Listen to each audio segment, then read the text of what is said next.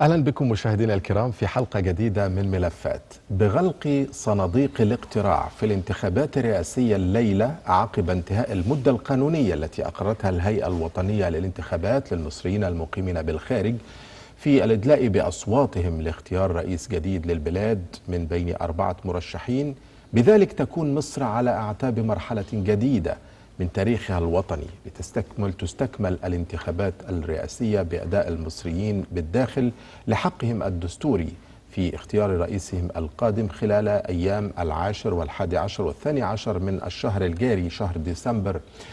تشهد البلاد بإعلان نتائج هذا الماراثون الانتخابي الديمقراطي مولد استحقاق دستوري جديد تستكمل به مصر بناء مؤسساتها بما يدعم مسيرة البناء والتنمية ويحقق مستقبل أفضل لنا وللأجيال القادمة بإذن الله. للحديث حول هذا الموضوع يسعدنا أن يكون معنا ضيفا عزيزا في الاستوديو المهندس مايكل البدراوي، عضو لجان رصد الانتخابات الرئاسية ومقرر لجنة المهندسين المصريين بالخارج. مهندس مايكل، أهلا وسهلا. أهلا وسهلا بحضرتك وأهلا بشعب مصر العظيم. اسمح لنا نذهب إلى هذا التقرير المفتتح ثم نعود مرة أخرى، ابقوا معنا.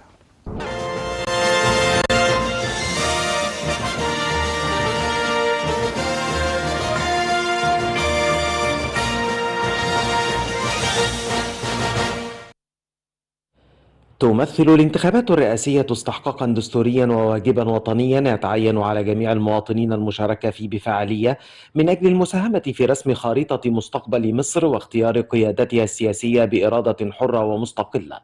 وفي هذا الصدد انطلقت الانتخابات الرئاسية 2024، ووفقا للجدول الزمني لإجراءات الانتخابات الرئاسية جرت الانتخابات بالخارج على مدار 3 أيام، هي الجمعة والسبت والأحد الأول والثاني والثالث من شهر ديسمبر الجاري، بينما ستجرى انتخابات الداخل أيام 10 و11 و12 من نفس الشهر. ويتنافس في الانتخابات الرئيس الحالي عبد الفتاح السيسي، ورئيس حزب الوفد عبد السند يمامة، ورئيس حزب الشعب الجمهوري حازم عمر، ورئيس الحزب المصري الديمقراطي الاجتماعي فريد زهران. وقد شهدت الانتخابات الرئاسية مشاركة فعالة وحاشدة من جانب أبناء مصر بالخارج منذ الساعات الأولى لبدء التصويت وحتى غلق صناديق الاقتراع في مشهد وطني مهيب نحو هدف واحد هو رفع راية مصر عالية ودعم استقرارها واستكمال مسيرة التنمية والبناء، حيث توافد المواطنون على مقر اللجان الفرعية بالبعثات وسط إشادات من جانب الجاليات المصرية بحسن سير العملية الانتخابية في المقر الدبلوماسية بالتسهيلات المقدمة لجميع أبناء مصر بالخارج لتيسير التصويت. وأكدت الهيئة الوطنية للانتخابات أحقية كل مصري مقيد بقاعدة بيانات الناخبين ويكون متواجدا خارج البلاد خلال الأيام الثلاثة المحددة للانتخابات بالخارج، سواء كان مقيما أو زائرا لفترة وجيزة، أن يدلي بصوته في العملية الانتخابية، وذلك بواسطة الرقم القومي أو جواز السفر الساري المتضمن للرقم القومي. وبحسب رئيس الهيئة الوطنية للانتخابات المستشار وليد حمزة، حددت الهيئة يوم 18 من ديسمبر لإعلان نتيجة الانتخابات الرئاسية على أن يكون إعلان نتيجة الانتخابات الرئاسية في موعد أقصى 16 من يناير للعام المقبل 2024 حال إجراء جولة إعادة للانتخابات. انزل وشارك معا نواجه أي تحدي. الانتخابات الرئاسية 2024.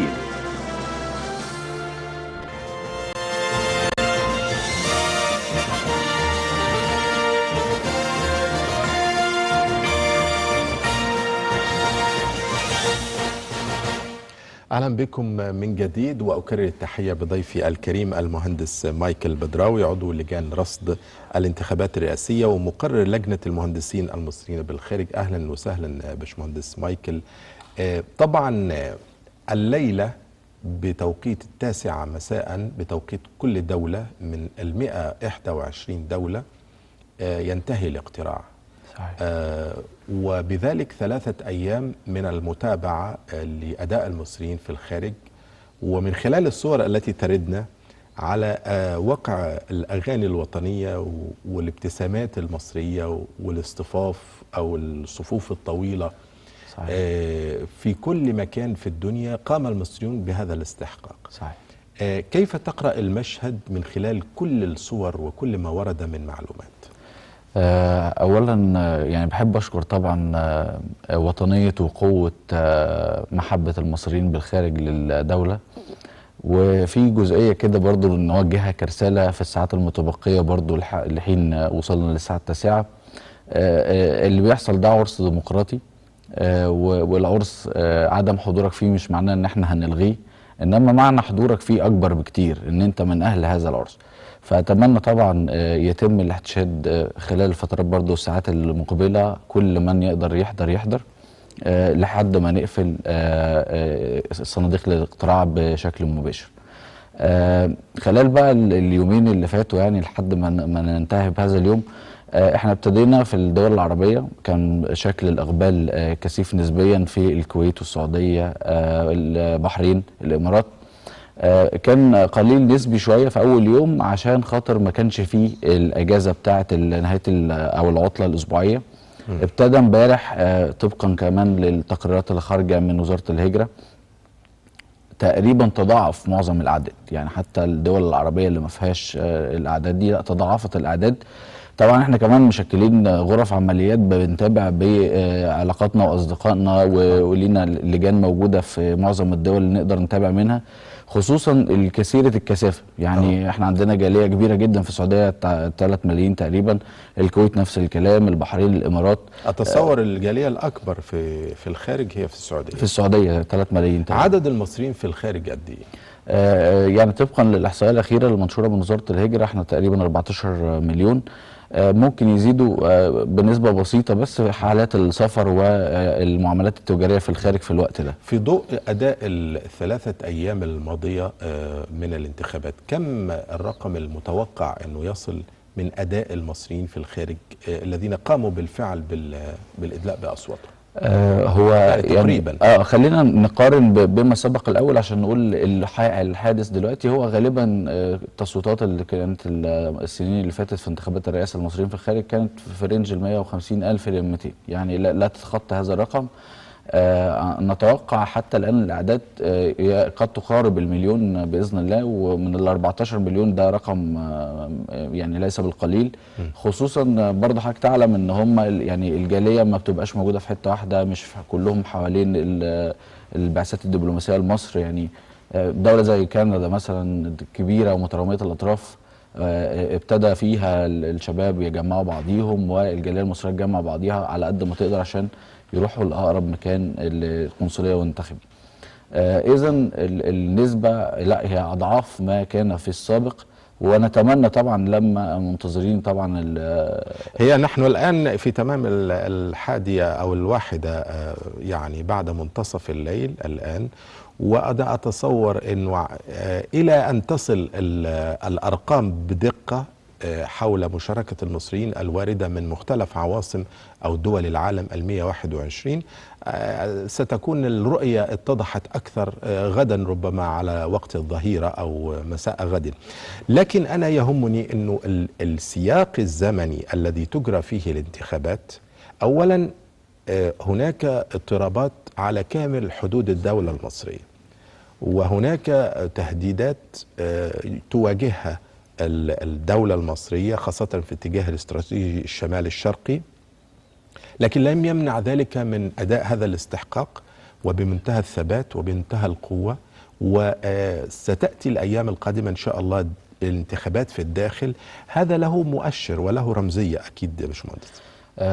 صحيح يا فندم، هو الجزء بتاع ان مصر بتتعرض في جميع حدودها لقلاقل حوالين الدولة المصرية، هو ده جزء من اسباب الحشد الكبير قوي والطوابير اللي احنا شفناها في المصريين خارج. الوعي الوطني والحس القومي ليهم خلاهم يبتدوا يقبلوا على الانتخابات باعداد وفيره واعداد غفيره، تأييدا لقوة الدولة المصرية، تأييدا للقيادة السياسية اللي موجودة في مصر. بيقولوا ان احنا موجودين على مستوى العالم، لان طبعا انا هقول لحضرتك على حاجة، الطوابير دي لما تبقى موجودة امام القنصليات والبعثات الدبلوماسية في مصر بتصير الرأي العام برضه هناك بيسأل ايه اللي بيحصل في مصر، هي معقول الاعداد دي كلها موجوددة عشان خاطر بس استحقاق انتخابي؟ اذا تأييدك هنا وظهورك كسفير لمصر ده بيدي قوة للداخل وفي محيطك الإقليمي. نعم. طبعا احنا يعني بنتعرض فعلا لضغوط سياسيه كبيره في كل الحاجات، بما انك انت تقريبا الوسيط او قلب الشرق الاوسط في معظم الحوارات السياسيه اللي بتحصل، او حتى الحروب الاقليميه عموما انت بقى ليك دور محوري. طغى على ده ان انت كقياده مدعومه سياسيا من ظهير شعبي وظهير وطني بالداخل والخارج، نعم. تقدر تقعد على ترابيزات المفاوضات تتكلم بقوه. اذا ده كله من وعي الشعب المصري لدعم مصر ذات نفسها كممثل لينا طبعا برضو تنامي دور مصر عموما في كقوه سياسيه يخليك كمصري في الخارج لا تبقى رافع راسك وفخور ببلدك، ان مثلا كانت احد اسباب الدول اللي عملت الهدنه الاخيره اللي كانت في فلسطين قطر وامريكا كانت شركاء معانا. نعم. نتمنى طبعا باذن الله حل هذه القضيه اللي بتؤرقنا جميعا ومسببه حزن للكثير من المصريين. نعم. ونامل في المقبل ان دورنا يتنامى اكتر بان احنا نحل جميع المشكلات اللي موجوده حوالينا في الحدود المصريه. ملاحظات عامة حتى الآن حول العملية الانتخابية في الخارج. هذه المرة كانت في متابعة لحظة بلحظة عبر يعني الآليات التي تمتلكها الهيئة الوطنية للانتخابات، ورأينا بالأمس كان مؤتمر صحفي عبر الفيديو كونفرنس مع مع الهيئة الوطنية للانتخابات من خلال شبكة السفارات المصرية في الخارج عبر الفيديو كونفرنس، وكان هناك متابعة لحظة بلحظة بالأداء. ما هي الملاحظات العامة على ال3 أيام اللي حصل فيها الانتخابات؟ طبعا هو الملاحظات بتفيد ان احنا اصبحنا ذو كفاءة وخبرة في إدارة عمليات الانتخابية خصوصا في المصريين بالخارج. استخدمنا التكنولوجيا وطوعناها لسهولة التواصل. احنا بقينا اكفأ بكتير من مرات سابقة. التواصل على مدار الساعة بيؤدي ان انت تقدر تحل اي مشكلة، اي معوق يقدر يجي قدامك. سهولة التواصل مع قاعدة البيانات، ان انت في مصري بالخارج تقدر تعلم ان هو جه وتبتدي تفصله من الانتخابات في الداخل. طبعا التواصل الدائم والتقنيات الحديثة اللي دخلت في عملية انتخابية مع الحفاظ على الشكل الأساسي في القانون اللي هو التعليم خلال الورقة الانتخابية، هو يعني افاد واضاف ان اعداد كبيره حست بسهوله ان الاداء برضو، ان انت لو في معوقات وعلى بال ما ندور على ورق زي ما سبق ممكن بعض يتجر ويمشي. انما لا، دلوقتي حضرتك سهوله العمليه الانتخابيه بتخلي الموضوع يمشي. يعني حتى شفنا الاخوه في الكويت بيصوتوا في ارض المعرض نظرا للكثافه اللي موجوده. فبس في سهوله الاداء وحركه الانتخاب لا، ما بقاش في تزاحم ولا الطوابير اللي كانت موجوده مشيت بسلاسه. صحيح. بجانب ان المصريين احساسهم بالموضوع كعرس، ويعني مكان لمقابله بقى الاصدقاء محبه تظاهره وطنيه رائعه رائعه جدا. يعني احنا الشعب الوحيد اللي بيقدر يحول جزء من سياسي ومنافسه الى جزء فرح وسعاده ومحبه تجاه وطنه. والصراحه يعني الصور والفيديوهات اللي موجوده خير دليل على ذلك. يعني صحيح. ملمح ايضا شديد الاهميه في هذه الانتخابات اولا التعدديه ايضا، ووقوف اجهزه الدوله، وانا اتحدث الان عن اجهزه الدوله وليس الحكومه، اجهزه الدوله المصريه بمسافه واحده من كل المرشحين. احنا حتى في وسائل الاعلام في الصياغات الخبريه في نشره الاخبار بنجد تمثيل لاخبار ال4 مرشحين، ونتحدث بدون ألقاب. صحيح. ودي حسب المدونة التي وردت لنا من الهيئة الوطنية للانتخابات. وأيضا إلى جانب التعددية بنرى أنه أجهزة الدولة بتتعامل مسافة واحدة من جميع المرشحين، وهذا تكليل لمشوار ديمقراطي خاضه المصريون عبر عقود. صحيح.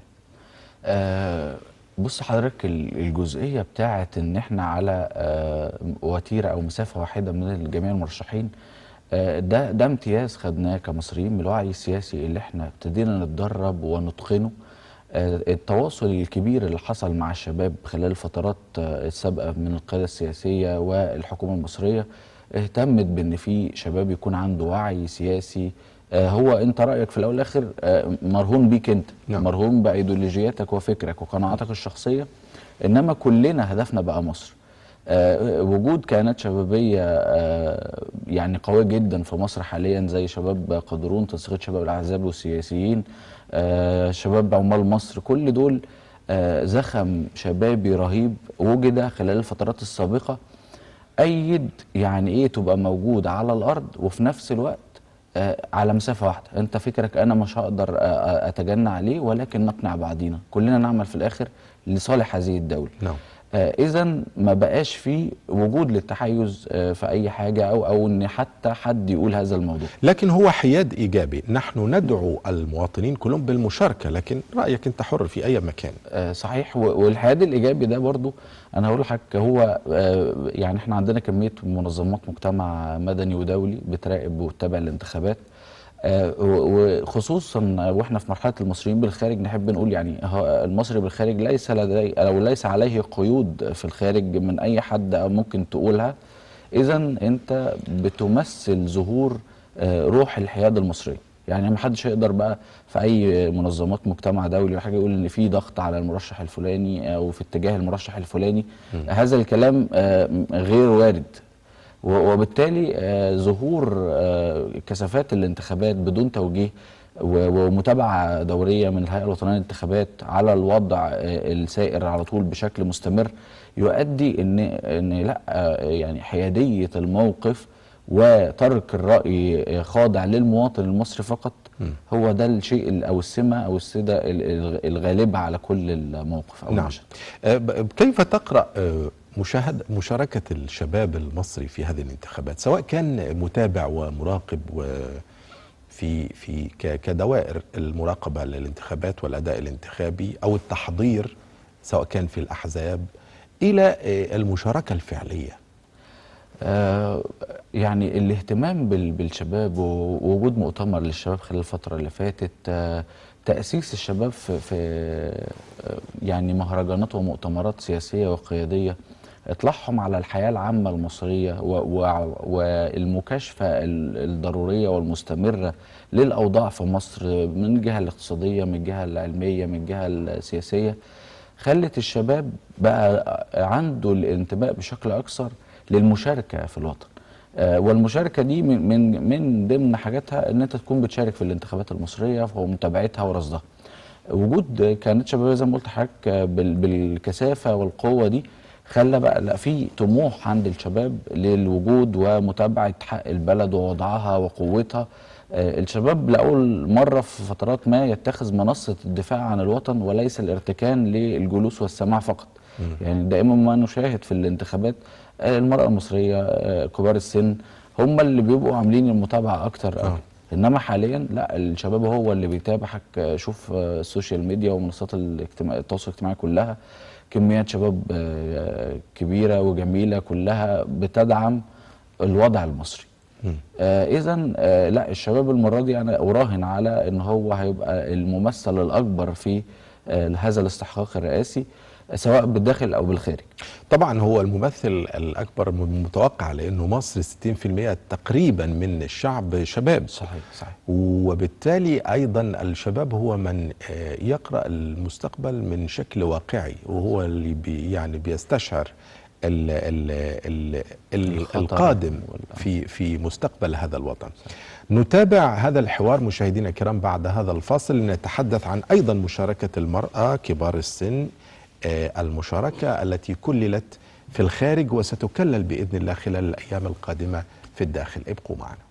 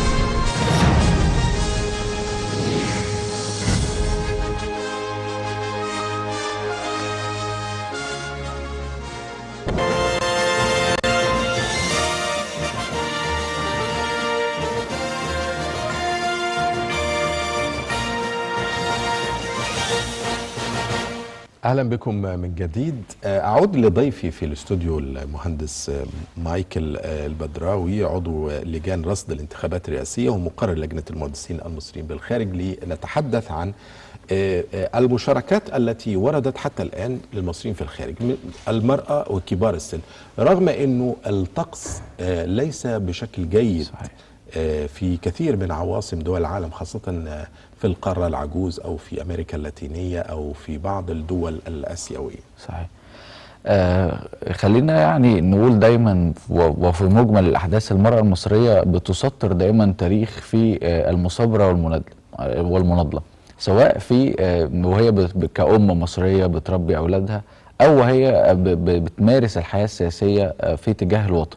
يعني دايما نلاقيها واخده اطفالها ما ارتكنتش تقعد في البيت حتى وهي في الخارج، وبتروح الانتخابات وبتقف في الطابور ولغايه ما توصل لاداء واجبها الانتخابي.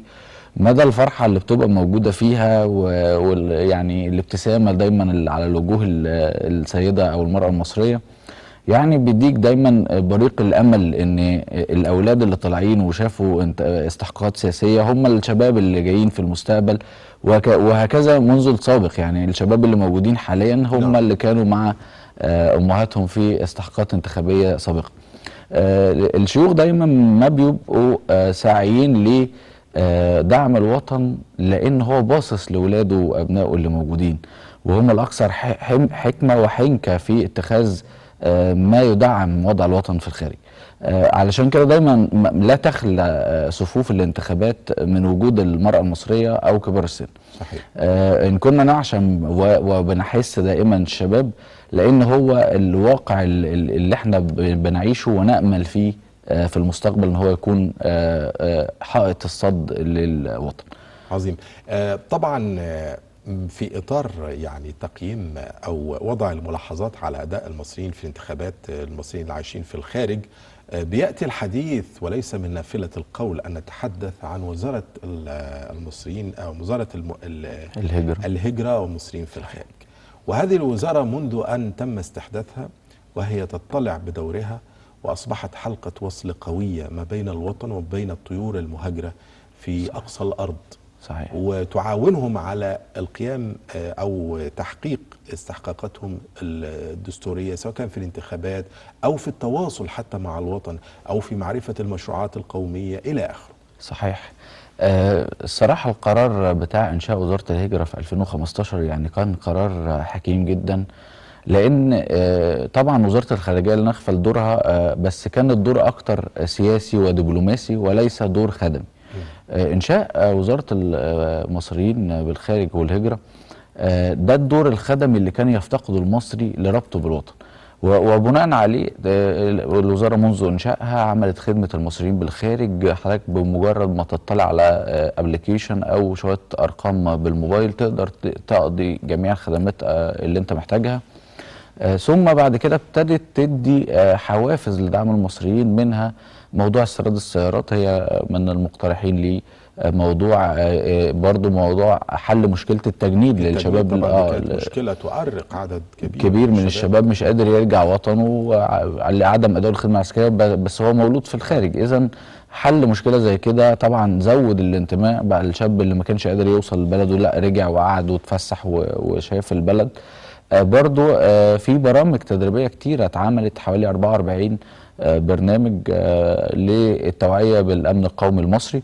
في برضو شراكات دخلت مع الأكاديمية الوطنية للتدريب، برنامج اسمه المصريات بالخارج، وده يعني خرج تقريبا مرحلتين، ربط المصريات بمصر عن طريق تدريب وتوعية وتثقيف. ده خلق برضو مجموعة من السفراء لمصر في الخارج. نعم. يقدروا يقولوا وينقلوا الصورة. نعم. وبناء عليه انتقلنا لجانب تاني بقى، المصري بدل ما كان يعني مهمش في الخارج خالص والتواصل معاه في نطاق دور بسيط، الباسبور بيتختم وهو خارج وهو داخل بس، لا بقى ليه دور خدمي. ومن هنا شفنا بقى موضوع الاستثمار في الخارج وتسويقه عن طريق مصريين. كل البرامج السياحيه دلوقتي اللي بيسوقها مصريين بالخارج، سواء عن طريق السوشيال ميديا او برامج معينه هو بيتدخلوا في شركات. اذا لما ابتديت تربط معاهم خلال الفتره دي زودت قوي قربهم من البلد، وان احنا فاكرينكم، انتوا مش منسيين. كل مصري اصبح رسول لوطنه، صحيح. وبيحمل الرساله، يعني مش بس وسائل الاعلام التي تخاطب المجتمع الغربي وتتفاعل معه وتدعو للقيام بهذه الواجبات، لكن ايضا كل مصري من حيث مكانه وموقعه بيقوم بهذا الدور. طبعا يعني ستبدا ان شاء الله الانتخابات في الداخل في كافه المحافظات في مصر. هناك استعداد كامل واستنفار كامل من كل اجهزه الدوله. الجهات رجال الامن قاموا بدورهم، ودورهم مهم ورئيسي. ووزاره الصحه ايضا بتقوم بالاستعدادات للتواجد عبر سيارات الاسعاف والى اخره. لكن ايضا الاعلام المصري يقوم بدوره، صحيح، ويعكس الصوره كما هي وفق الضوابط التي وضعتها الهيئه الوطنيه للانتخابات، ووفق ايضا خبره كبيره من وسائل الاعلام او من يدير وسائل الاعلام في مصر، لانه احنا مرينا باستحقاقات وانتخابات كثيره. صحيح.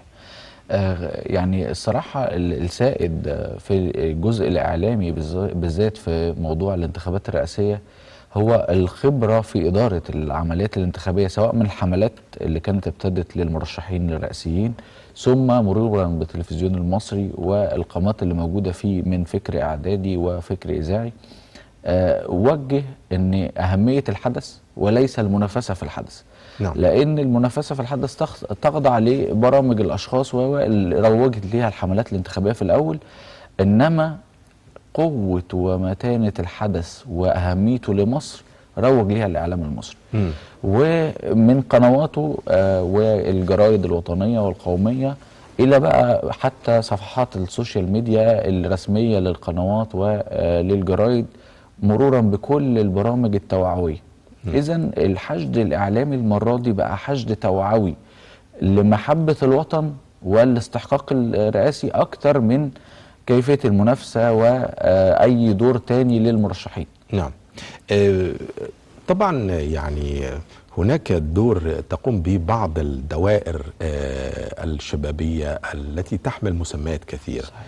ونحن هنا نتابع مثلا تنسيقية الأحزاب وأدائها في التواصل مع النقابات المختلفة وكل الطوائف المجتمع، كل منهم كل دائرة تريد أن تعرف ما هو المطلوب من الرئيس القادم. يعني المسألة دلوقتي مش مجرد متابعة انتخابات، لا، هي بتضع مطالب أمام من سيصل إلى كرسي مصر ويجلس عليه، وتضع أمامه توصيف ومطالب ومشاعر قطاعات كثيرة من الناس، وبالتالي هناك استعداد حتى لما بعد الانتخابات. وهذا أمر يدل على أنه هذه الدولة دولة مؤسسات ودولة قوية. صحيح. يعني خلينا جزء الكيانات الشبابية هو الجزء اللي أصبح أكثر حماسا زي ما قلت لحضرتك قبل كده، بل بالعكس كمان ان يجتمع مجموعة من الشباب بأيديولوجيات وأفكار مختلفة ودعم مثلا لمرشحين مختلفين في نفس الكيان، مثل تنسيقية شباب الأحزاب والسياسيين. نعم. أو حتى شباب قادرون أو شباب عمال مصر. كل الكيانات الشبابية دي حضرتك بتشجع المرشح الفلاني وأنا بشجع المرشح رقم 2، كل الاختلاف في المرشحين ليس هو محور الجدل هناك. نعم. ولكن ما سيحدث مع مصر بعد ذلك هو الشغل الشاغل فعلا للشباب، بداية من تمكينهم في الفترات الماضية إلى استمرارهم في المنافسة لدعم الوطن في الفترات القادمة. أكيد في طموحات كبيرة تربط الشباب ومجهودهم الحالي في اختيار الرئيس القادم، وتعب الكاهل بأن في أحمال كتيرة احنا محتاجينها منه، في أمال وطموحات نتمناها، اقتصادية، علمية، سياسية، في كل شتى المناحي. طبعا لا ننكر ان طبعا برضو بالشباب في الفترة اللي فاتت مشروعات الطرق ما هي كلها مهندسين وعمال شباب مصر هم اللي شغالين. اذا سنستمر وسنظل داعمين للقيادة السياسية في الفترة القادمة لتطوير البلد والوصول لما نربو ليه. الشباب المصري أصبح دلوقتي يرى نفسه لازم على قمة الهرم في العالم. نعم. طبعا قراءة من التوقيت الزمني اللي بتجرى فيه هذه الانتخابات، والموقف المصري السياسي موقف شديد الاحترام وشديد التقدير، وهذا ما عبر عنه عدد كبير من زعماء ورؤساء دول العالم، سواء من حضروا هنا ووصلوا إلى معبر رفح وقاموا بعمل مؤتمرات صحفية، أو من التقى بهم السيد الرئيس في كوب 28 في دبي، وكانت هناك لقاءات وتصريحات يعني ثنائية. هذا يعطي دفعة قوية وروح معنوية أتصور عالية أمام المصريين، وإحساس بالمسؤولية واستشعار بالمسؤولية في المشاركة في هذه الانتخابات.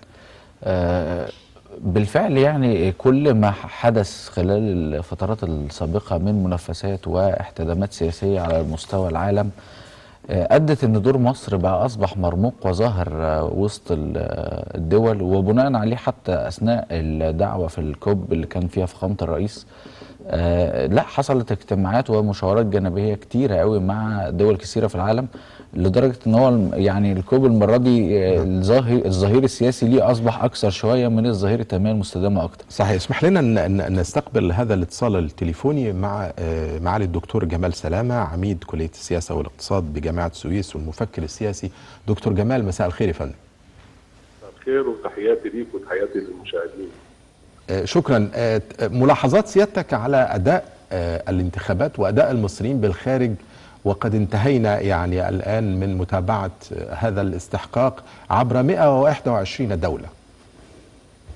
بالطبع يعني أنا أرى أن هناك يعني تعبير قوي أو رباط قوي بين المصريين العاملين في الخارج وبين وطنهم الأم مصر، يعني ولا سيما بعد أن كافح كان هناك، يعني أنت تعلم وأنا أعلم أن التصويت في الخارج كان مطلبا للعاملين بالخارج أو المصريين بالخارج، لدرجة أنهم يعني ذهبوا إلى القضاء كي يحسم هذا الأمر، وتم صدور حكم قضائي عام 2011 بأحقية هؤلاء بالإدلاء بأصواتهم. هذا لم يكن متاحا لهم من قبل، فبالتالي أنا أعتقد طبعا يعني هذا ثمرة من ثمار المقاربة والجهود المستمرة لترسيخ هذا الحق، وبالتالي يعني ما شاهدناه من إقبال على التصويت في الخارج، سواء كان في الدول العربية أو في دول أوروبا أو في الولايات المتحدة، أعتقد طبعا أن هذا شيء يعني يدعو للفخر ويدعو للسعادة في نفس الوقت. نعم. دكتور جمال، كيف تقيم يعني متابعة الهيئة الوطنية للانتخابات عبر سفاراتنا المنتشرة في العالم للأداء الانتخابي والعملية الاقتراع في حد ذاتها؟ طبعا كان هناك عبر تقنيات الانترنت كان هناك اتصال مباشر ومواصلة مباشر بين رئيس الهيئة الوطنية للانتخابات المستشار حازم بدوي والسادة السفراء الموجودين في الخارج، وطبعا كل يوم كان بيعقد مؤتمر للمتابعة وينقل هذا على لواء مباشرة، فده بالتالي يعني بيأتي في إطار حرص الهيئة على الاطمئنان على العملية الانتخابية وتنزيل أي صعوبات كانت موجودة في الخارج يعني. فبالتالي أنا أعتقد طبعا كان هذا يعني إجراء جيد جدا من الهيئة، ولم يكن هذا الإجراء موجودا بالفعل حتى في الانتخابات الماضية، لم يكن هذا الإجراء، هذا الربط المباشر بين السفارات وبين الهيئة، وينقل هذا على الهواء مباشرة لدى للجماهير أو عبر وسائل الإعلام للجماهير. فبالتالي أنا أعتقد طبعا هذا شيء مطمئن وهذا شيء جيد يعني. نعم. دكتور جمال، أخيرا هذه الانتخابات تجرى في سياق زمني بالغ يعني الخصوصية، تعيش الدولة المصرية في مجموعة من التحديات، وهناك أزمات موجودة على تقريبا على سائر حدودها، سواء كان شمال شرقي أو جنوبي أو غربي.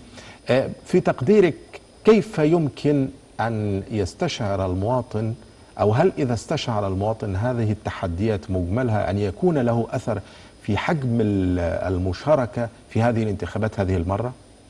يعني انت اصبت كبد الحقيقه، واي تحديات التي يعيشها العالم او تعيشها مصر اقوى من التحديات التي نشهدها الان، ونحن امام حدود ملتهبه، سواء كنا نتحدث عن الشرق او عن الجنوب او عن الغرب. كل هذه الحدود لم تعد حدودا امنه، وبالتالي انا اعتقد طبعا ان هذا يجعل التحديات امام الدوله المصريه هي تحديات هائله على صانع القرار ان يتعامل معها بشيء من الحكمه وبشيء من المهاره، وهذا ما تتبعه الاداره المصريه الحاليه، يعني سواء كان هناك انتخابات او غير انتخابات. اعتقد طبعا ان الدوله المصريه على كافه مستوياتها معنيه بهذه القضيه، ولا سيما طبعا القضيه الازمه الكبرى التي نعيشها هي ازمه غزه، والتي تنذر ما زالت تنذر ايضا بمزيد من التحديات وهذه الاجراءات العدوانيه السافره من الكيان الصهيوني ضد الشعب الفلسطيني. وهذا لا يمس فقط الشعب الفلسطيني، لكن يمس الامن القومي المصري، باعتبار ان القضيه الفلسطينيه هي قضيه مصيريه وقضيه مصريه في المقام الاول. مصر ليست يعني كأي دولة في الوطن العربي، ليست دولة مثل دول موجودة في الخليج أو موجودة في المغرب العربي أو في شمال الأفريقي تستطيع أن تلقي بعض المساعدات إلى الشعب الفلسطيني وكفى. لكن مصر يعني هي في وحدة مصيرية أو في رباط مصيري مع الشعب الفلسطيني يعني. نعم، شكرا جزيلا لك الدكتور جمال سلامة، المفكر السياسي عميد كلية السياسة والاقتصاد بجامعة السويس. شكرا جزيلا. مشاهدينا الكرام، نذهب لفاصل قصير ثم نعود مرة أخرى.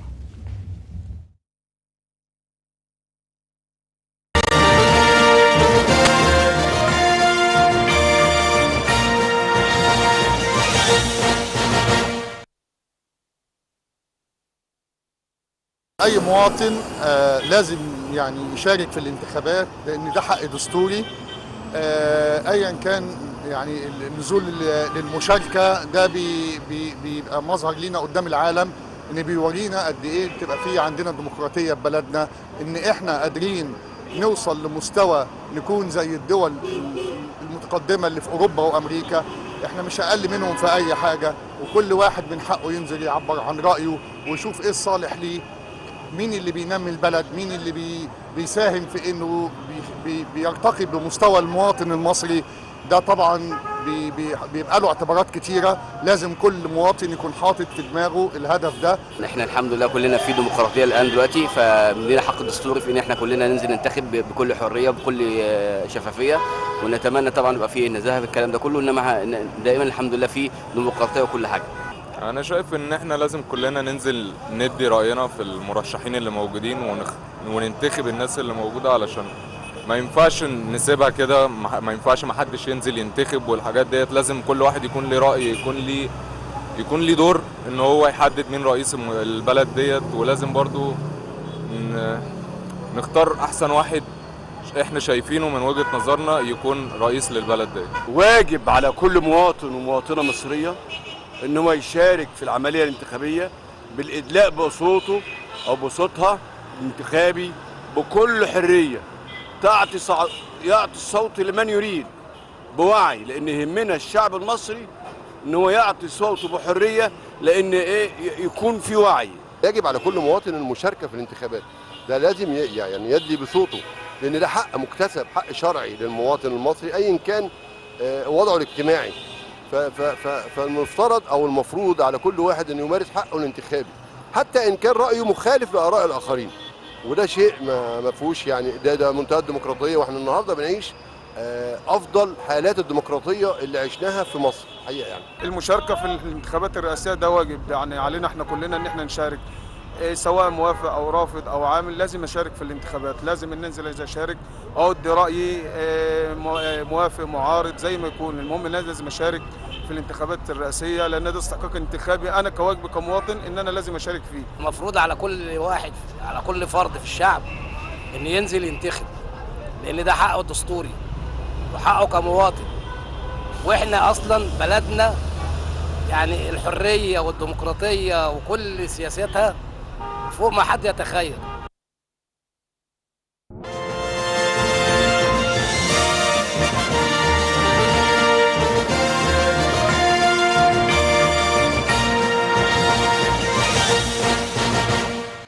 كان هذا استطلاعا لآراء عدد من المواطنين في الشارع المصري يعني أهمية المشاركة في هذه الانتخابات. أريد أن أستمع إلى تعليق من ضيفي الكريم المهندس مايكل حول هذه الآراء وأيضا درجة الوعي التي عكستها هذه الآراء. الصراحة يعني التقرير ملخص فيه ان كله بيأيد وبيشد على الحضور وابداء رأيك بحرية تامة، ما فيش اي حتى توجيه من السادة الضيوف الآراء للتوجيه لناحية شخص او قيادة معينة، انما كل محتوى الفكر انزل ووري نفسك للناس، انزل وشارك عشان تبقى انت حر في اختيارك، وما ينفعش بعد ما تختارش تعتب على الاختيار. إذا أنت كنت فين؟ طول ما ليك حق مارسه وخده، خد كل حقوقك وثم بعد كده نبتدي نتابع. إنما ارتكانك لعدم النزول في الآخر أنت حقك اللي ضيعته. صحيح. في النهاية لا يسعني إلا أن أتقدم باسمكم بالشكر الجزيل لضيفي الكريم المهندس مايكل البدراوي، عضو لجان رصد الانتخابات الرئاسية ومقرر لجنة المهندسين المصريين بالخارج. شكرا مهندس مايكل. شكرا يا فندم. وأسعدتني بهذا الحضور والإجابات الناضجة الجديدة. شكرا جزيلا. تحياتي. أشكركم أنتم أيضا مشاهدينا الكرام على حسن المتابعة. غدا فريق عمل جديد. إلى اللقاء.